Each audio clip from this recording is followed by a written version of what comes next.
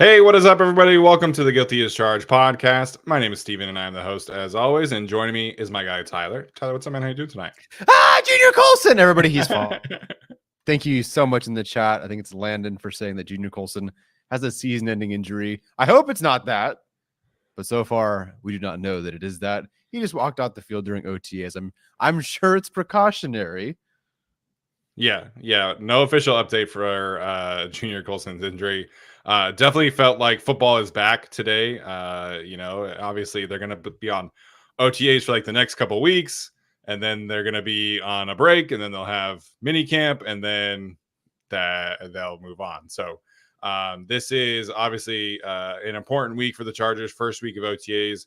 Joey Bosa, Khalil Mack, basically the entire crew was in attendance today outside of, I think, Bud Dupree and Gus Edwards, according to Daniel Popper. So we are not going to talk a ton about OTA stuff today outside of what we just discussed. So again, there's nothing official about Junior Colson right now. And I would not believe anybody who says otherwise. That's just me personally. So yeah, we're going to talk about some different scenarios here this week. Like I mentioned last week, we're not going to be on the show on Thursday. My parents are going to be coming into town, and so we are going to be taking the week off. Tyler has graduation, end of school year stuff. It's getting kind of crazy for both of us on our day jobs. But today and tomorrow, we are going to be talking about different scenarios and reasons why the Chargers could underachieve, which is today's show, or overachieve, which is tomorrow's show. Disclaimer, these are not opinions. We are not saying like verbatim that the Chargers are going to underachieve or overachieve. We're just going to talk about some scenarios and reasons why either one could be a possibility. So again, disclaimer, we are not predicting that the Chargers are going to be underachieving in 2024. We are just going to be talking about some scenarios and reasons why today. Tyler, any other thoughts there before we dive in tonight? Mostly just that. You hit the nail on the head. Yes, we are just going to talk about the reasons why. And I think that, I don't know, I kind of almost wanted it to go counterculture and counter thought to everything because, boy, it is so positive right now. And that's great. But I don't love the like riding high. 14 wins is going to be the season thing. So let's pump the brakes a little bit and get a bit realistic, maybe even a bit like sour and pessimistic here before we get into the positive stuff. Yeah, again, we did our record prediction show last week. Both of us had them at 10-7. I think playoffs is very in the picture. I'm not going to completely say I am going to predict them as a playoff team just yet. But I do expect this team to be, at least in the hunt. And as long as they are in the hunt, I will be happy with the season. Today's show, as always, is brought to you by our friends over at Prize Picks. Prize Picks is the best and easiest way to consume daily fantasy sport. Yesterday, we had 2 Game 7s in the NBA playoffs. Hopefully, it was a productive Sunday afternoon for you guys using Prize Picks. It sure was for me. Anthony Edwards more on points has basically become free money at this point in time. So go please check out Prize Picks and use our link prizepicks.com/guilty, code guilty at checkout for a deposit match up to $100. Again, this is the best and easiest way to consume daily fantasy sports. They are continuing to add new things. There's esports on there. During the NFL season, I'm sure going to introduce all kinds of new specials across multi-sport platforms. So it's going to be a ton of fun. Make sure you guys take advantage. Again, that is prizepicks.com/guilty. All right, Tyler, let's dive in here. Again, not a prediction show, but we are going to talk about some reasons why the Chargers could potentially underachieve in 2024. It seems like everybody and their dog in terms of Chargers fans has them at 11, 12, 13 wins. Their Vegas win total, I double checked this today, is 8.5. So I think that is lower than what like Chargers fans would expect. But we're going to use that as a baseline of what we're going to classify as underachieve or overachieve for tomorrow. Which is Vegas's win total, which is projected at 8.5 currently as of May 20th. That's pretty fair. I'll be completely honest. Like first year with the new regime, uncertainty, roster turnover, etc. I think 8.5 actually is a pretty fair spot for the Chargers. Yeah, I do tend to agree. I think Vegas obviously, is looking at the Chiefs in the division. They're looking at some of these other things. the way that the roster has been, and Keenan Allen not being on the team, Mike Williams not being on the team, Austin Eckler. So from a betting standpoint, like it's a lot of uncertainties for Vegas. I think if they had a different coach, this line would probably be at like 6.5. But Mm-hmm. I think a lot of this from Vegas standpoint is baking in that Harbaugh is going to work some magic and get this team on the opposite end of this spectrum. But again, we do have some things to talk about today. Yeah. And one of those things would be all eggs in the Bradley Bozeman basket. And that is not to say that he's a bad player. We were like, hey, they should go sign Bradley Bozeman. So I don't want to sit here and pretend like we're saying that Bozeman is a bad player after, wanting the Chargers to add him all year or all offseason. But there's a lot of like, yeah, this needs to work out or we're kind of doomed. We're assuming performance-wise that he bounces back from a 32 pressure, 8-sack season that he just had as he goes on age 30. This was not a great season from him. And no matter what, this is a step down from Corey Linsley. Like, there's no one they could have signed. Most players they couldn't have even traded for, and they would have been an upgrade over Linsley. Like, everybody was going to be a downgrade. Yeah. This is a guy who's allowed 8 more career pressures in true pass sets than Corey Linsley, despite Corey Linsley playing 1,000 fewer true pass, or Corey Linsley playing 1,000 more true pass sets. So there's a difference here. There's a tier difference. That's fine. But we're hoping that this guy does not continue the downward trend. We're also assuming he's going to be healthy for 17 plus games. And that ties right into the depth, right? It's not just that he needs to be healthy. It's that the depth behind him is very uncertain. I mean, you're assuming that you have enough depth to make it work in the event of an injury. And last year, I don't know if they really did all the way through. Will Clapp was serviceable, that's for sure. But right now, it's Brendan Hymus and Jordan McFadden. And between them, they have 3 career starts at center. And that was just from Hymus because McFadden started at guard. So there's a lot of uncertainty with Bradley Bozeman and behind Bradley Bozeman. And we've seen this team go down every time they would lose Nick Hardwick or Pouncey or Linsley. No matter who the quarterback is, no matter what the offensive line pieces are, who the receivers are, the season just seems to tank because they need that center out there. And clearly with Corey Linsley being out, we've seen the difference. We've seen 2020 when it's Dan Feeney. Then what happens when you get Corey Linsley being an all-pro? Then what happens when he doesn't get on the field? So A, Bozeman needs to at least be serviceable, what the Chargers signed him for. And B, he needs to stay healthy because the depth behind him is very troubling. And as much as we all like to say that Ben Herbert's going to fix the health problems, they're never going to get injured. Junior Colson just walked off the field today. So it is not 100% guarantee that everyone's going to be healthy. Yeah, and I think that's part of the reason why you obviously have certain depth players and certain signings. Like it's why the team signed Bud Dupree, for example. But we talked about it after the draft. This one of the bigger surprises was that they didn't draft a single offensive lineman who could play center. Maybe not somebody who was a legit bona fide center, but they didn't even draft an interior offensive lineman at all. So you're banking on Bradley Bozeman bouncing back from a pass protection standpoint. And again, a lot of the context of Bozeman's struggles, Carolina, just kind of verbatim was a terrible football team with a situation where a quarterback did not have full control of the offense, was not ready for that kind of moment. And then the offensive coaching staff certainly did no favors there as well. But 8 sacks, 32 pressures from a center is a ton. And people like to shit on Will Clapp. Well, Will Clapp and Bradley Bozeman had the exact same pass blocking efficiency rating last season. So I think Bradley Bozeman is a fantastic run blocker, and that's like the main reason why they signed him. So I do think he is a much better run blocker than Will Clapp. But this, from a pass protection standpoint, you're banking on Justin Herbert mentally, obviously being a significant step up above Bryce Young. You're betting on Greg Roman, knowing what he has here to the point where Frank Reich and company and all those guys that were coaching in Carolina last year didn't really know Bradley Bozeman that well. So you're banking on just some like familiarity improvement and quarterback mental capacity improvement for Bradley Bozeman, but he's not an elite center. Obviously, if he were, he would not have been cut and he would not have signed for less than $1 million with the Chargers. So I like the signing. Again, this is not to shit on Bradley Bozeman. I think it made a lot of sense.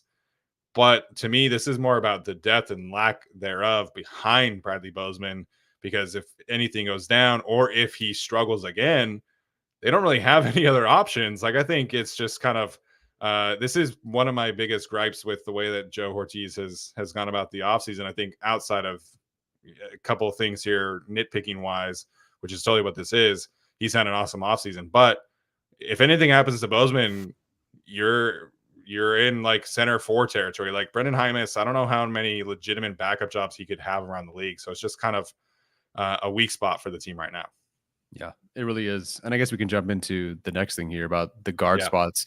You seem to want to bring this one up, so go ahead and talk about this one. Yeah, I think the guard spots are question marks for me until we see otherwise, until we see the improvement here, because I expect Joe Alt to play at a level that is an improvement over Trey Pipkins from last year. But outside of that, I think you're just banking on a lot of like improvement from this regime, and I think some of that you can definitely bake into it. But Zion and Jamari did not play to their potential last season, and for a variety of reasons. But if you look at the per play stats, Zion was effectively the same player he was as a rookie, switching back to like his natural position, playing next to Rashawn. There wasn't any improvement. And again, that's a variety of issues, variety of coaching aspects. We don't know if anything was happening behind closed doors in terms of health or things like that. But in order for the Chargers offensive line to be a strength, both of these guys or Trey are going to have to be significantly better at the guard spots to make up the difference for not having Corey Linsley to me. And I just don't know what that improvement looks like. I hope that Zion reaches his potential.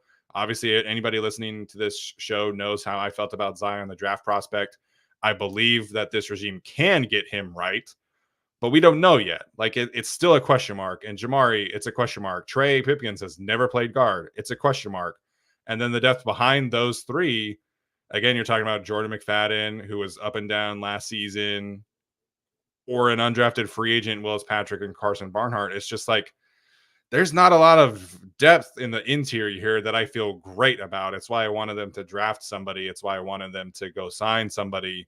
They haven't really done that. So until we see Zion and Jamari or Trey and what they look like at guard, I think we have to label that position group as a question mark for this team. Yeah, I really like the point you made about Zion and Jamari and Trey, if it ends up being him, needing to raise and elevate themselves in the absence of Corey Linsley, because they never did that. And we talked about how the whole team, like a lot of players, did not do that when some of the mega stars went down, when some of the notable guys went down, who rallied and elevated the whole team around them. Wasn't really the guards. When it was kind of a built-in excuse, right? Why wasn't Zion this way? Why wasn't Jamari this way? Well, Corey Linsley wasn't out there most of the year. And that's true. He wasn't, and that makes things difficult. But he's not there. You're going into year 3. You got to be better. So hopefully they are, but we are relying on these guys quite a bit.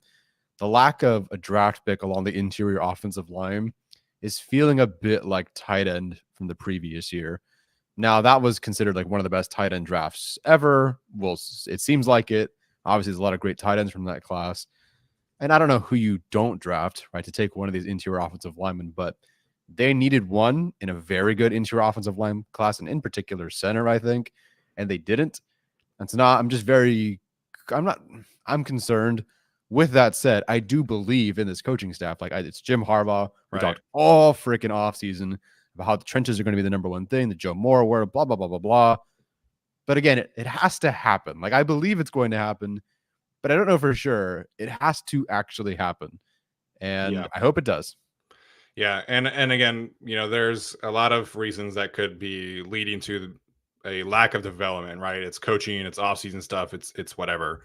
The one thing I will say about Zion, in particular, he's been training with Duke Manuel for the first time this offseason, and Duke is, I would say, he's the best in the business, but he's also kind of like the only one in terms of like offensive offseason training. But one thing he did say when the Chargers hired Mike Devlin is that it would be a real drastic change, paraphrasing here, of course, in terms of like how hard the offensive line would be coached and the amount of details that they would have to practice with on a weekly basis, on a yearly basis. It just seems like that could have been like a real issue last season. And again, I'm sure I'm not breaking any news here in terms of how the offensive line uh, played last season. But Zion to me strikes me as somebody who's like willing and ready to be coached hard, and like he wants to be able to take that next step. He's doing the work. I mean, he's been, at the forefront of like everything that Ben Herbert has been doing in the weight room. So I feel good about the breakout in terms of his potential and it happening. But like if we're talking about reasons why the Chargers could underachieve, they don't have an elite center anymore. So if the two guards remain unsettled, remain kind of underperforming, that's a huge issue because then the offensive line like was barely upgraded, if at all, by taking Joe Alt and overhauling the roster and all that stuff. So we hope the offensive line is going to be a real strength. But if you're talking about question marks, I think you kind of have to start with the interior offensive line of this team right now. Yeah, absolutely. And at least you can kind of protect your offensive line if they're just pass protecting is not the thing. They're going to at least try to run the football. So great, you can sort of protect them in that regard. What I don't think you can protect and what might truly be exposed, and this should be no surprise, it's the corner group. You could say secondary overall, but you feel good about the safeties. But we could talk about safety 3 or 4. Yeah. But we can definitely talk about corner because so right now Daniel Popper says that Christian Fulton, Asante Samuel Jr., those are the two starters on the outside. Not really a surprise right now. With Jaw Taylor, the starter in the slot. That could totally change. They drafted Tarheeb Still, Cam Hart, etc. They have Dean Leonard. Who knows? It really feels like anybody's game at this point, other than Zont, who I feel is going to be a starter. But this corner group is unproven. And that was like the nicest word I could say, but it also is true. They're unproven. Asante Samuel Jr., we all believed in him. We cheered when they took him in the second round. We want him in the second round. We spoke highly of him, despite what like 3 internet trolls will tell you that like I had some agenda against Asante Samuel Jr., which is strange. I want him to succeed, and I hope he does. And there's an aspect to his game that is outstanding. You see it, all the highlights, the pass breakups, the boomer bust stuff. The boom is fantastic. The plays that he can make, not a lot of other guys can. On the flip side, 1,400 yards allowed the last 2 seasons, 10 touchdowns. It hasn't been great. And that's not even talking about the missed tackle rate and just the inability to play the run, which has been troubling. And that's CB1. That's CB1 right now. CB2, slot corner, that's a group that, hey, there's some potential there. I think I can look at each of those guys and say, hey, this guy could be pretty good if he develops, or maybe in a couple of years, this guy could be good. Or, ooh, I like this prospect. He could be pretty good. But again, it's so many question marks and asterisks, at least with the offensive line. You have the investment of Joe Alt and Rashawn Slater and Zion Johnson. Like, there's at least the investment there of high end talent. This corner group, it's unproven, and it's not like it's a highly drafted, highly touted group either. So it's, and we'll get into the receiving weapons in a second, but when it comes down to it, like, can they stop Patrick Mahomes? Can they stop Devontae Adams? I want to quickly jump over to like the guys on the schedule, and I guess the loading in the YouTube didn't work out funky on the screen here. But anyway, just looking at the names that they're going to have to face, Devontae Adams 2 times a year, Travis Kelce, Marvin Harrison Jr., Chris Olave, Calvin Ridley, DeAndre Hopkins, Amari Cooper, Jamar Chase, Zay Flowers, Mark Andrews, Drake London, Kyle Pitts, Mike Evans, Chris Godwin. And the unfortunate part is so many of those games, as we talked about during the schedule release, those are like the swing games or the 50-50 games. A lot of those games are like, you got to win those games.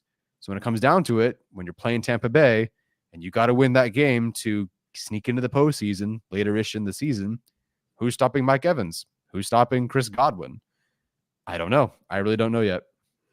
Yeah, and as Dominic points out, this is probably one of the main reasons why they have gone out of their way to make sure that they have 4 really good edge rushers, along with Morgan Fox and Poona Ford, who can all rush the passer. So that's certainly plausible. But I think you look at this cornerback room as a room that needed a lot of bodies, and they drafted 2 of them. They have a couple other undrafted free agents and things like that. But this schedule, like it's just about those swing games, and you never really know. Like there could be a game this season where they're missing 2 of their edge rushers against the Steelers, for example, and then you do have to count on Asante Samuel Jr. and Christian Fulton to, play really well against George Pickens and Roman Wilson, for example. You know, guys who are not necessarily like household names, but they're good players. Like that. That's the thing about corner is there are so many good receivers around the league. Every team essentially has at least like 2 good receivers that you have to like really worry about. Um, so yes, I do think that is part of the reason why they loaded up on edge rusher, but you still need your guys to be able to hold up. And you know, you didn't even mention some of the other names on here about like tight ends and things like that. Granted, that's more like a safety thing, but you know, how many tight ends are like truly like actually just big slots? Like Brock Bowers is basically a slot receiver for the Raiders. You know, Yeah. Chigo Conquo, basically a receiver for the Titans. Mark Andrew, basically a slot receiver for the Baltimore Ravens. So it's just it's a concern right now, and I guess it wouldn't necessarily surprise me if they went out and signed like another like veteran corner. But you know, I think obviously you're betting on a lot of the upside here.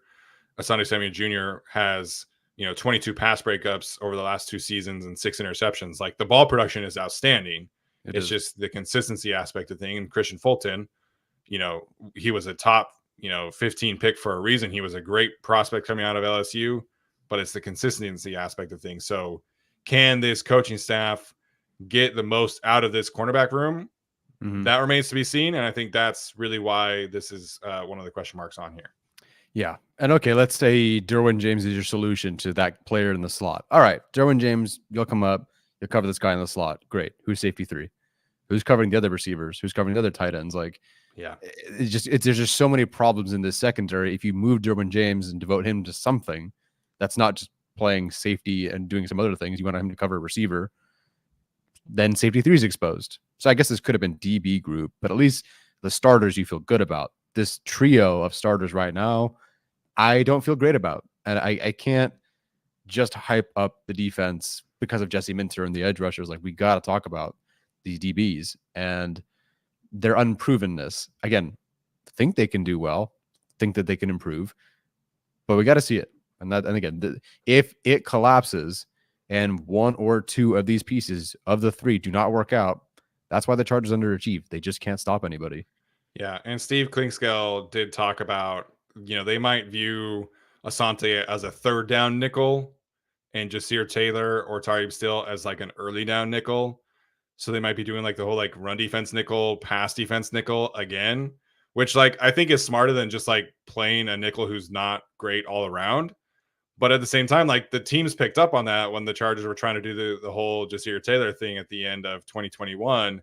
And they just realized like, oh, Jasir's, on the field, like, okay, we're going to pass now. Okay, Asante's in the slot. Okay, we're going to run now. Like it's an easy like fix for smart offensive coordinators out there. So yeah, it is a mild concern at least. And I think it's one of the main reasons why the Chargers could underachieve in 2024. All right. Next one here is the receiving options. Are they enough? I think that's the big question mark. It sounds like Justin Herbert and Ladd McConkey are off to a great start in OTAs at least. But overall, you have Josh Palmer, who we think is wide receiver 1.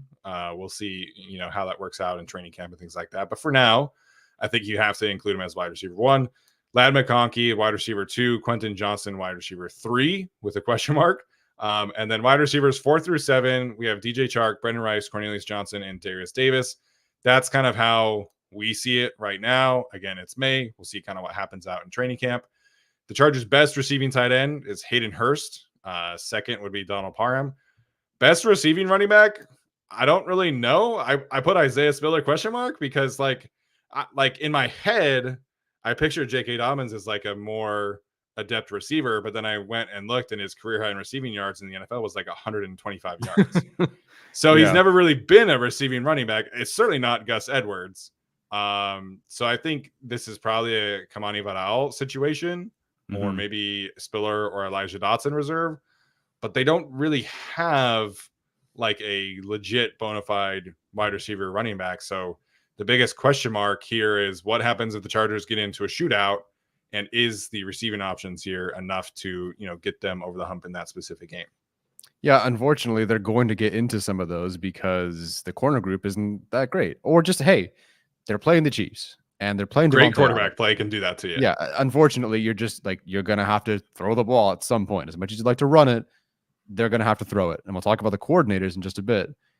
And you've got to rely on Palmer staying healthy, McConkey translating, Quentin Johnson taking a step, DJ Chark finding his former self 10 surgeries later, Brendan Rice and Cornelius Johnson falling to the 7th round. Like those guys you're relying on. Darius Davis is a returner. I like these guys. Again, we were very happy with McConkey. I loved the McConkey selection. So I'm all for it. But is it enough in the end? And I honestly, the tight end part is maybe more worrisome. We'll see how they funnel targets, but like Hayden Hurst as tight end 1 is like not. That's got to be the worst tight end 1 in terms of receiving outlook that they've had in quite some time. I guess Disley is technically tight end 1, but okay, then if you want to see he's tight end 1, still the receiving outlook is not great. And by the way, Donald Parham did not participate today in OTAs for whatever reason. So just more things down that avenue, of course. So again, like in a shootout, are these receiving options enough? The other question is, does it matter? Right? Does it matter? Do they need receiving options to be great? Not necessarily. But I feel like when push comes to shove and it's week 17 and 18, you've got to win. I don't know if they can win a shootout. Yeah, I think from a pass catcher standpoint, I think the Chargers approach was smart in the sense of who they added. In that, I think they just looked at this and like, let's just throw as many bodies as possible at this problem and like, let's see who sticks. Maybe Hayden Hurst has a Cincinnati Bengals type season where he had like 450, 500 yards. And that's great in this offense, where your tight end is probably like your 5th, pass catching target. Will Disley can give you some fun things like over the middle, like he's a tough physical receiver. And then Donald Parham is your yards after the catch guy. Stone Smart is your big slot receiver. Like that's kind of how you envision the Chargers tight end room. And the same thing with the wide receiver room. You just have a lot of guys who can do a lot of everything, and you just kind of like sort it all out in training camp and as you go. So I think the Chargers approached it in a smart way after not having a ton of resources.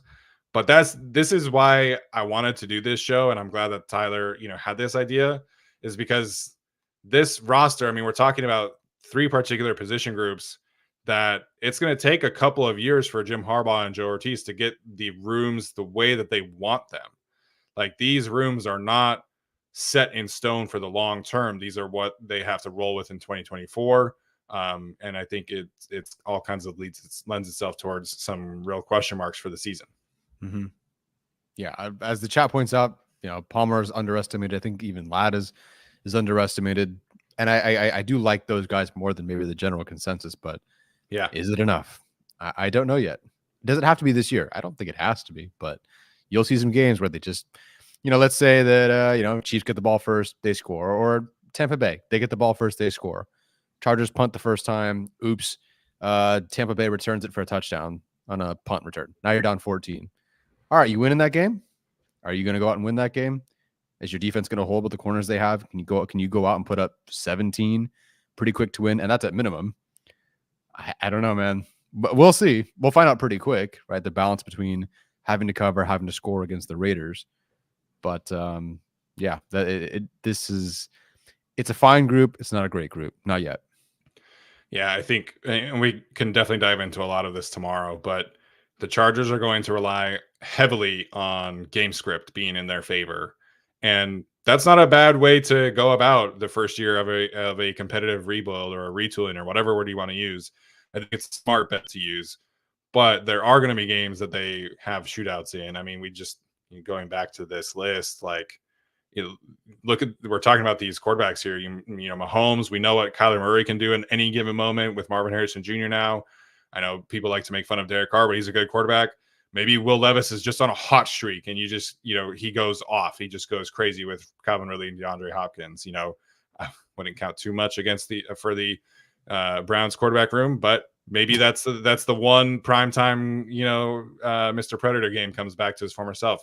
And you talk about Joe Burrow, then you talk about Lamar Jackson, Kirk Cousins, Baker Mayfield. These are all guys who can get hot, and it's a concern that you're going to have to eventually get into a shootout game. Okay, real quick, do gotta pay some bills around here, so I have to tell you guys about our friends over at Unified Healing. Unified Healing is a new and super innovative global network of wellness centers powered by the Energy Enhancement System, or the EE system. So, whether you're a world class athlete or a podcaster like the two of us, we all understand the importance of mental health and physical well being and proper recovery for top notch performance. This is why we are so excited that Unified Healing is sponsoring this episode and every episode of the Guilty as Charged podcast.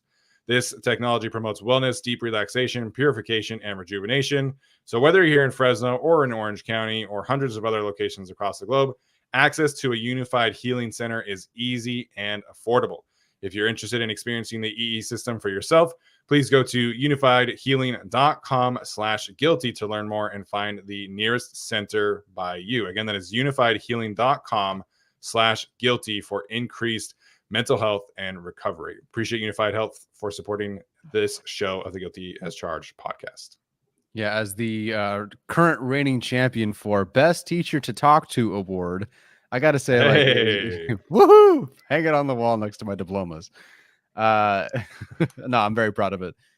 Talking to someone, doing what you got to do for your mental health, finding someone you can trust, just venting a little bit, get it all out before the summer. You know, you want to go to the summer and relax, get refreshed for whatever. I say go into the summer like everyone's a teacher or works in education, like some of you guys actually work year round. Even more reason, go find something to help you guys out, get involved in some way. Yeah, 100%. All right, we'll get back to it here about the Chargers potentially underachieving. Again, these are not predictions. This is just talking about scenarios. The next one here, we do have to talk about the coordinator hires, and I know a lot of people in particular will talk about the Greg Roman aspect of this thing, but I think that's a little overplayed. We'll talk a little bit more about that tomorrow. But I think for me personally, the main questions that I have about Greg Roman in terms of how he adapts to his new setting, it's really more about how does he compensate for the lack of an elite running quarterback? Because if you look at everywhere he's been, you're talking about, Alex Smith was not an elite running quarterback, but he was certainly a more willing running back than Justin Herbert has been. But then you're talking about Colin Kaepernick, you're talking about Tyrod Taylor, and you're talking about Lamar Jackson. Like, those are three of the best running quarterbacks of the last 2 decades. And then the second one, really, it's not about 2024, but what does the adjustment look like after like the first iteration of this system? Like, what does step 2 look like for Greg Roman? Because I think if you look at his overall history, step 1 always looks pretty good. Like, Lamar Jackson won an MVP in step 1. It's step 2 where the kind of the issues come about. So really the main thing in 2024 is that lack of a quarterback run game. And what does his run game look like with Justin Herbert maybe having like 3 design runs per game instead of Lamar's like 8 or 9, instead of Colin Kaepernick's like 15? So that's my main question about 2024 for Greg Roman is how do you kind of balance out the not having Justin Herbert run 10 times a game thing? Yeah, we were obviously concerned about this for several reasons. Not that we didn't understand that there was a higher floor maybe with Greg Roman, just what's next. Like, I do believe in 2024, maybe into 2025, it's a good offense. It's a solid offense. It has an identity. They've clearly drafted the players to help build this identity. It's an identity also through the head coach. We rarely see the coordinator and the head coach have that same identity and show it in multiple spots. So I do believe that all will be just fine. But then, like you said, what's next? What is that next thing? And then, okay, how, everyone says he's never had a quarterback like Herbert. True. That goes both ways. He's never had a quarterback like Herbert. He's never had a quarterback like Herbert. So all the good things and all the different things. Like, what does it mean to have a quarterback that he hasn't had before? How does he adjust? You look at the Ravens last year with the same quarterback they had. And obviously the offense was overall much better until they got to the postseason and forgot how to run the football for whatever reason. They just throwing deep shots the entire game against the Chiefs, who are very good at defense.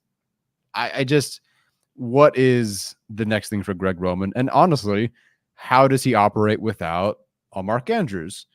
How does he operate without a tight end who is not a feature true tight end one? I don't believe he was that immediately when he got there, but this is Mark Andrews had 1,400 yards one season or something ridiculous like that. He had a crazy season. I'm sorry, but Hayden Hurst is not I'd be stoked if he gets over 400, let alone 1,400 yards. So how does he adjust without that? What can Greg Roman do differently? What has he learned? What has Jim Harbaugh learned? We'll see. So again, we think we both agree it'll be a good offense, but how much gooder can it get? Yeah. So the years that Mark Andrews had Greg Roman as his offensive coordinator, you're talking about 891 yards and 10 touchdowns in 2019. Pretty good. 770 and 7 in 2020. He missed 4 games that year. 1,309 touchdowns. So you shorted him, or you over gave him 100 yards. How dare you? And then 2022, he had 920 and 5. Like, this is a guy who's basically was a walking 800 yards, 8 touchdowns kind of tight end for the Ravens, excuse me. Chargers don't have that guy. Again, that's probably a 2025 thing, but I'm glad you brought that up, because that's also a Harbaugh thing. Like, we don't really know what Harbaugh's system looks like without high-end tight end play, because even at Michigan, for the 49ers, the Stanford Cardinal, everywhere that Harbaugh has been, they've had great tight end play. And again, that could be a 2025 thing. But for now, it's a legit question mark, and I'm glad you brought that one up. Yeah, and again, that's why they could underperform, because like they have a lot to fix. It's kind of the theme throughout this. They're not done yet. This team is not going to have coach in this whole system for a year, and that's it. It's many, many, many years. So it'll take a bit, but it's why they could underperform. Yeah. And then Jesse Minter, I think we all feel really good about. It was hard to come up with question marks for him, but he is a first-time NFL coordinator. Brett Coleman outlined on Twitter the whole Harbaugh family, Ryan family, Minter family connection. I don't know if you saw that. But basically the Minter family and the Harbaugh family go way back, and this whole this whole thing is connected basically from between Rob Ryan and Rex Ryan and Wink Martindale and everybody like that. So it was a fun thread. But he's a first-time coordinator in the NFL. He's been a defensive coordinator, obviously, at Vanderbilt and at Michigan. So question marks for me: can he develop the cornerback and interior defensive line rooms, which are basically question marks? We didn't really talk about the interior defensive line room. I do think you feel a little bit more settled with Puna and Morgan Fox at least being above average starters, but it's a question mark kind of beyond that. And you look at his teams at Michigan in particular. I mean, you're talking about a second-round cornerback pick from this year, a potential top 10 pick next year as his 2 starters. And then the other one was an undrafted free agent, but still, we'll see what happens there. And then defensive line wise, you're talking about a first-round pick last year, a second-round pick this year, a future first-round pick next year. It's a little different with the Chargers right now with what he's working with there. And then the second one is more a schematic thing, but we've talked about this before. They did not have great edge rush talent at Michigan, obviously not at Vanderbilt. So what does that look like in terms of, does he still dial up the pressures? Is he still cranking up the simulated pressures and just kind of that sort of thing? So those are the 2 main questions I have for Jesse Minter for his debut season in the NFL. Yeah, and I don't think we can put the same expectations as maybe okay, McDonald. They were so good very quickly, and in year 2 they were so dominant. This defense is not where the Ravens were in 2022. There is no Humphrey, right? There is no, I guess you can say Derwin is Kyle Hamilton, but there's certainly no 2023 Hamilton on this current team. We hope he can get back, but that defense is also more talented. So yeah, how does he develop these corner rooms? How does the staff develop them? This interior defensive line room, I think, is a ton of fun, but how are they deployed? How are they being used? Question marks about Morgan Fox's fit. Question about Aboigbe's, neck spine fusion surgery and whether that affects him at all in the NFL. Puna Ford, how is he with this new team? Can these young guys, develop? We're talking about Gerard Clark. Oh yeah, Gerard Clark, baby. Dude, I don't know. I don't think Gerard Clark even knows. He's just working his ass off and getting better. But there's so much expectations for him. I don't know, man. A lot of question marks on this defense. But again, I do feel much better about Minter. I don't know if that's a sight unseen thing, because we literally have not seen him be a defensive coordinator in the NFL. Whereas Greg Roman, we know what we're getting. Yeah. But I just feel it. You and I watched Michigan defense 87 times this past offseason. So at some point we just gotta appreciate it. Yeah, and like I said, the question marks really are just about him doing things he's never done or having to do things he's never done. But at the same time, this is the inverse here. It's like, well, they never really had great edge rushers and the defense was still really freaking good. So I think you obviously have a lot of trust in what Jesse Minter can do.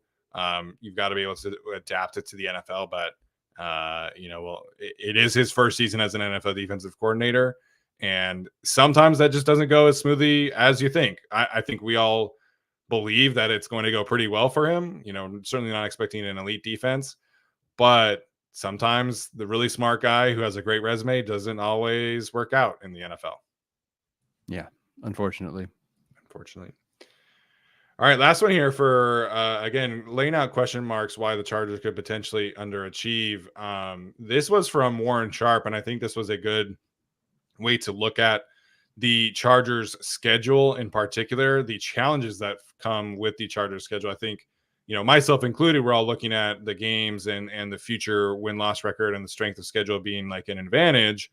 But Warren Sharp pointed this out, that there's actually some rest edges that are being gained and lost with the way that the NFL is making the schedule these days. And for the Chargers in particular, they face 6 teams this season who will have extra time to prepare for them, meaning like the Saints play week 7 Thursday Night Football. So they have a long week to prepare for week 8 for the Chargers. The Bengals, same thing in week 10, and then play the Chargers in week 11. The Falcons have a week 12 bye before playing the Chargers in week 13. The Chiefs have a week 13 Black Friday game, which I continue to forget is a thing, before they play the Chargers in week 14. So it's just an aspect of the Chargers schedule that I think went a little under the radar, and I'm glad that somebody went through it and laid this out, because the Chargers are also traveling the most miles in the league in 2024, which again is not super uncommon for the West Coast teams. The Seahawks, for example, are almost always atop that list. But the Chargers are going to travel 26,803 miles this season, and they don't even play an international game. Imagine if they played an international game. So overall, the Chargers ranked 28th in the net rest edge rating that Warren Sharp has created, which is obviously not an advantage. It is certainly a challenge that the Chargers have in 2024. Yeah, what a really cool way to look at things, because we just look at the 17 game schedule or 18 weeks and go, okay, there's the bye, there's this, the Chargers get 10 games of rest. And we always sort of look for the positives in the schedule, but we rarely look at the opposing teams. And we certainly don't have it as a number, a quantified thing for all the teams they'll face. So seeing that was a shocker, because they'll face 6 teams with that extra time to prepare. And I believe the next closest was 3, if I'm not mistaken. Mm-hmm. That's the Patriots. Yeah. Yep. Or wait. Yeah. Yeah. It was the Patriots. Yeah. So that big difference, plus, like you said, the 26,803 miles, that's 10,000 more than the Chiefs are traveling. And I guess there's like some aspect of, where they are located that helps with that. But still, 10,000 more miles to travel, just little things that add up. So I'm glad that they have a new coaching staff who will push all the other, bonuses and pluses for them, new facilities, new training facilities, new coaching staff. So that'll all help them, kind of balance us out, I hope. But this is certainly not an advantage for them. Yeah, I think the Commanders were like going to travel the least, and it was like 8,000 miles. Like their furthest away game is like at Cincinnati. And like, that's just so not fair to me that like that's the case. I mean, obviously West Coast, East Coast is a thing, but NSN points out, you're talking about 5 cross-country trips at New England, at Atlanta, at Pittsburgh, at Cleveland, at Carolina. Mm-hmm. Those are all reasons why I think the 2018 team kind of ran out of gas, is because they were traveling so much and then they had all those injuries. So, this is all the more reason why the Chargers have Ben Herbert. So, speaking of, did you hear what Denzel Perryman had to say about Ben Herbert today? So he was very honest in his questionnaire scores and said that he gave himself a D and an F in the flexibility aspect of things. And that is something that Ben Herbert really harps on, is obviously flexibility and things like that. So hopefully that's an advantage for the Chargers. Again, we can talk about that tomorrow. But man, this schedule, like when you kind of zoom in on the details of this, you do kind of realize that it's maybe a little bit more difficult than we had thought. Yeah. The good news is, as Eddie points out, reading the same thing, it's cross-country trips to New England, Atlanta, Pittsburgh, Cleveland, and Carolina. So like Two you're bad not gonna go teams. play like Yeah. you're not gonna go play the class of the NFL for The sure. But Eagles. still, right. But still does not make it easy. Yeah. 100%. 100%. All right, Tyler. Any other final thoughts about why the Chargers could potentially underachieve in 2024?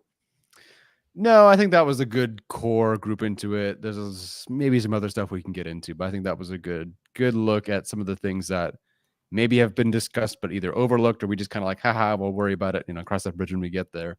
We got to talk about it now. And I'm sure the Chargers are. There's no way they could be looking at the current roster and going, okay, we're good. And they won't do that. They will not do that. They clearly have not done that post draft. I think corner, center, or something will also be addressed in the coming weeks. Yeah, if this were the previous regime, they probably would do that.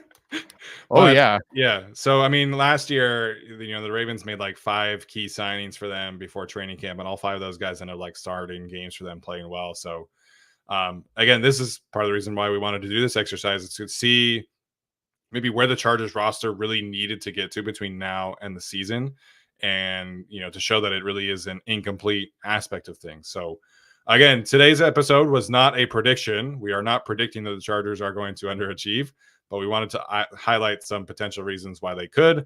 And tomorrow's show, we're going to do the opposite here and explain why they could overachieve, over that projected win total of 8.5 from the Vegas market. So this should be a lot of fun. See kind of the yin and yang aspect of things, so to speak, over the next 24 hours. And tomorrow should be a lot more fun. So I hope you guys liked the episode. If not, you'll probably like tomorrow's a lot more. Should be a lot of fun. And then we're not going to be back on the show until next Tuesday because of Memorial Day weekend. My parents are coming to town, Tyler's graduation stuff, all that. So life's a little crazy for us right now, but it is what it is. Almost to summer vacation. Appreciate Tyler for helping out as always. Appreciate you guys for tuning into the chat. Make sure to like, subscribe, comment, all that good stuff. Does help continue to grow the show. We appreciate all of you. This has been another episode of the Guilty as Charged podcast. As always, bolt up.